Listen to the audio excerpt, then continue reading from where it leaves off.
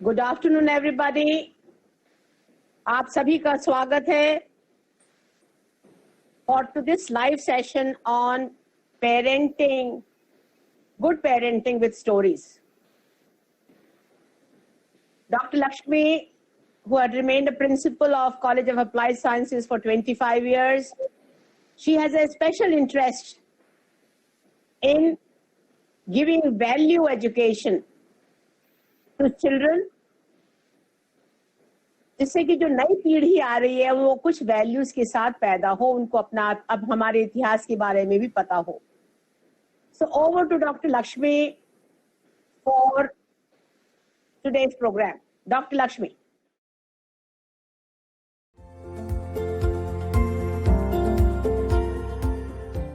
लुप्त हुए जा रही है, इसलिए आज मैंने सोचा कि इसके ऊपर एक कहानी सुनाऊं, दो कहानियां सुनाऊं। किलो आपको समझ आएगा कि इसका शीर्षक 2.5 किलो क्यों है। एक लड़का था, वो 2.5 किलो चावल खाता था हर रोज, मगर ना कुछ कमाता था, घर बैठा रहता था और 2.5 किलो चावल उसको खाने ही पड़ते थे। उसके पिताजी को बहुत गुस्सा आया। उसने कहा एक दिन, देख बेटा, या तो तू कमा या घर से निकल जा। मैं तेरे को हर रोज 2.5 किलो चावल कहाँ से लाऊं? ना तू कुछ कमाता है, ना तू कुछ करता है, तो तुझे कुछ तो करना पड़ेगा ना, ताकि तेरे को 2.5 किलो चावल हर रोज मिले। तो उसने कहा, कमाने का उसका दिल नहीं था, तो वो घर से निकल गया। चलता चलता चला गया और एक जंगल के अंदर पहुंच गया। जंगल में पहुंचा, इतना थक गया था कि वो वहां पे मूर्छित होके गिर गया। थोड़ी देर बाद वहां पे एक साधु महात्मा अपने कमंडलों को लेके आ रहे थे। उन्होंने देखा, अरे यहाँ पे एक लड़का मूर्छित पड़ा है। उसने पानी डाला और वो अपने होश में आ गया। होश में आते ही ये साधु महाराज ने उससे पूछा, भाई तुम कौन हो? उसने कहा, महाराज मेरा नाम सुखदेव है, मेरे पिताजी ने मेरे को घर से बाहर निकाल दिया। क्यों निकाला? मैं हर रोज 2.5 किलो चावल खाता हूँ, मैं तो कुछ कमाता नहीं हूँ। तो उसने कहा, या तो कमाओ या घर से निकल जाओ। मैं घर से निकल आया। अच्छा, तो अब तुम क्या करोगे? मुझे खुद ही नहीं पता मैं क्या करूंगा। तो उसने कहा, बेटा चलो, तुम मेरे साथ चलो सुखदेव, तुम मेरे आश्रम में आ जाओ। उसने कहा, मगर एक बात है, एक शर्त आपको माननी पड़ेगी मेरी। क्या शर्त है तुम्हारी? उसने कहा, मेरी शर्त ये है कि हर रोज आप मुझे 2.5 किलो चावल खिलाओ। हाँ हाँ चलो, मैं तुमको 2.5 किलो चावल दे दूंगा। अब वो चले गया। आश्रम में जब सब खाने के लिए बैठते थे, सारे ब्रह्मचारी और साधु लोग तो थोड़ा थोड़ा खा के उठ जाते थे, मगर इस लड़के को तो 2.5 किलो चावल मिलता था। ये आराम से बैठ के वो 2.5 किलो चावल पूरा खाता। हर रोज ऐसे चलता रहा। अब आई पूर्णमासी का दिन। पूर्णमासी के दिन आपको पता है, आश्रमों में तो वो जलाते ही नहीं है, अग्नि नहीं जलाते, मतलब अंगीठी नहीं जलती, वहां सबका व्रत होता है। तो ये लड़का जो सुखदेव था, यहाँ देखने लगा कोई खाना नहीं खा रहा, कुछ नहीं।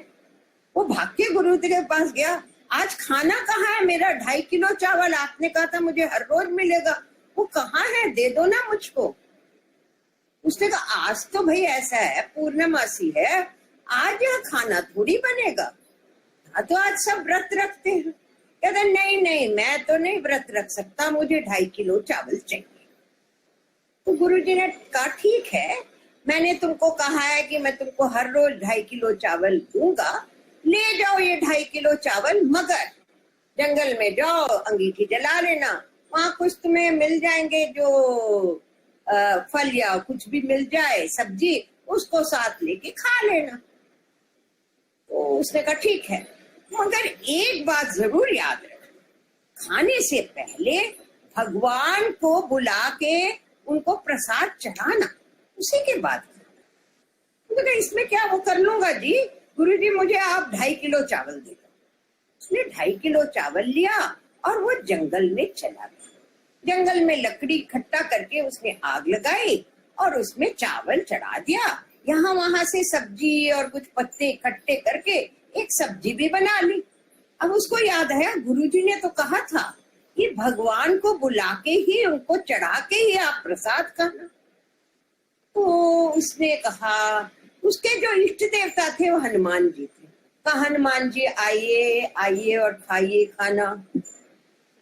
हुआ क्या कि हनुमान जी आ गए और हनुमान जी वो 2.5 किलो चावल पूरा खा के चले।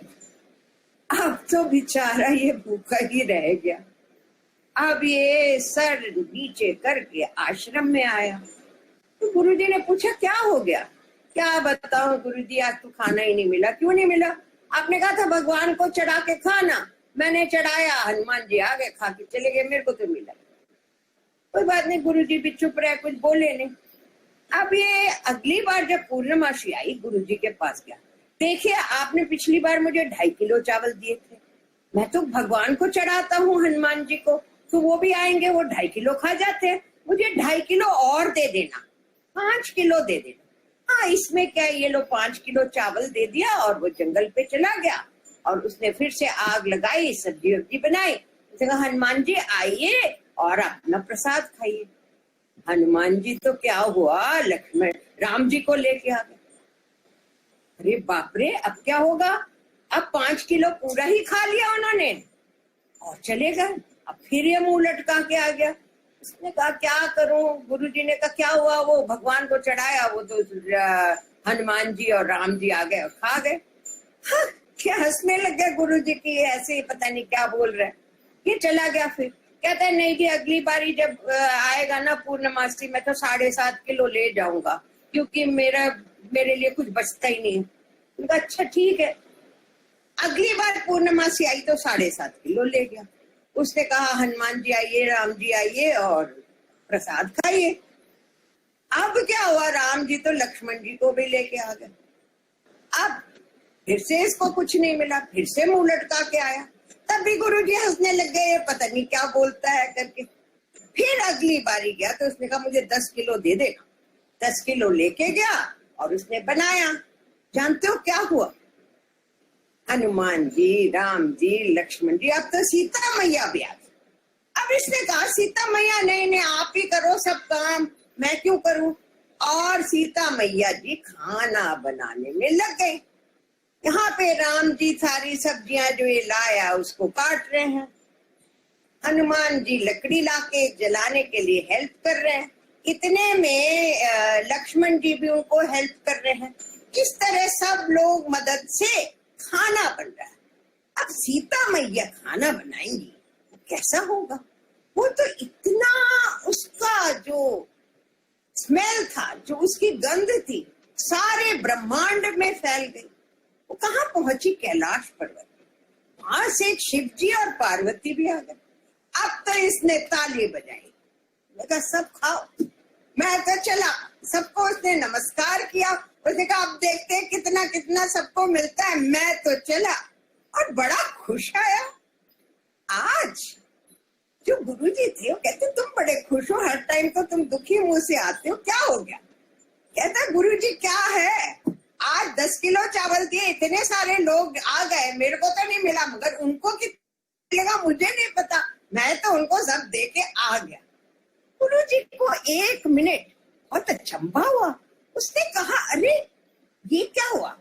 तुम कह रहे हो राम, लक्ष्मण, सीता, हनुमान और जो आप कैलाश पर्वत से शिव जी और पार्वती सब आ गए, तुमके सबके दर्शन हो गए। मैं तो इतने दिन से पूजा करना हूं, मेरे को तो किसी के दर्शन नहीं हुए, तुम तो धन्य हो भाई।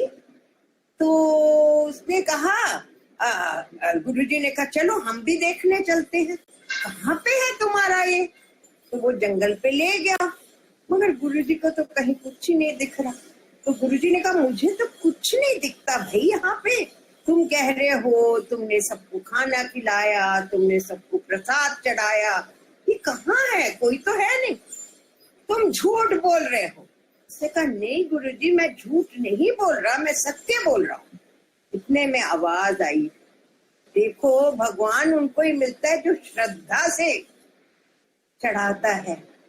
उस लड़के में इतनी श्रद्धा थी क्योंकि गुरु जी ने एक वाक्य सिर्फ कहा कि तुम इसको भगवान को चढ़ा के खाना। उसको वो खाने को मिला या नहीं मिला, उसने ये परवाह ही नहीं की। क्यों? क्योंकि वो ये चाह रहा था कि पहले मैं जो गुरु जी ने कहा है, पहले भगवान को चढ़ाना, फिर ही तो प्रसाद खाना, तो मैं कैसे उनके जो वाक्य है उसको ठुकरा सकता हूँ? उनकी आज्ञा तो मुझे पालन करनी थी। इस पे उसको इतनी श्रद्धा थी कि भगवान भी उसके ऊपर, उनको दया आ गई और वो उससे प्रसन्न होके राम, लक्ष्मण, सीता, हनुमान, यही नहीं शिवजी और पार्वती ने भी उनको दर्शन दिए। ये है श्रद्धा का महत्व। हमें गुरु पे इसलिए श्रद्धा होनी चाहिए क्योंकि गुरु ही तो हमें वो दिखाता है रास्ता जहाँ पे हमको जाना है। जो आध्यात्मिक जो रास्ता है वो हमें वही दिखाता है। इसलिए गुरु को शत-शत प्रणाम और उसके ऊपर हमें बहुत बहुत श्रद्धा करनी चाहिए। आजकल भी हमको अपने बच्चों को ये सिखाना है, अपने को तो अपने ऊपर भी श्रद्धा होनी चाहिए। That means faith in ourselves first. तो श्रद्धा अपने ऊपर और श्रद्धा गुरु के ऊपर। तो क्या होता है कि हम उनसे बहुत चीज सीखते हैं और वही हम उस सत्य के रास्ते में ले जाते हैं। इसलिए श्रद्धा सत्य की धारणा या धारण करना, ये है इसका महत्व। आज ये